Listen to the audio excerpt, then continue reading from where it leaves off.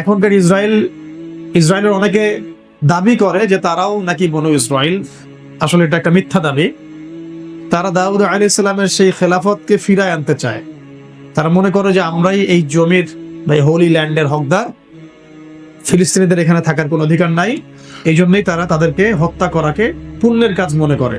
এই কারণেই তারা হাসপাতালে বোম্বিং করে, বাচ্চাদের স্কুলে বোম্বিং করে এবং বাচ্চাদেরকে হত্যা করে। তারা মনে করে না তারা কোনো অপরাধ করছে। তারা মনে করে আমরা আমাদের মাসিহের পক্ষ থেকে একটা রাষ্ট্র কায়েম করছি, যে আমাদের মাসিহ আসবে, এই রাষ্ট্র থেকে বিশ্বকে শাসন করবে।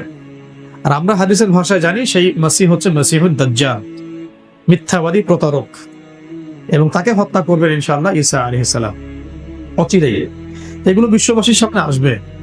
যত রাজনৈতিক দ্বন্দ্ব, রেজিম চেঞ্জ, বা আপনি দেখছেন বৈশ্বিক পরিবর্তন, সাম্রাজ্যবাদীদের আগ্রাসন, এগুলো আস্তে আস্তে সব ঠান্ডা হয়ে যাবে। সামনে এগুলো কিছুই থাকবে না। এটা একটা চরম বাস্তবতা, যেটা আমরা বুঝতে পারছি না। অনেকের চোখের সামনে পর্দা রেখে দেওয়া হয়েছে, তারা ধরতে পারছেন না আর কি।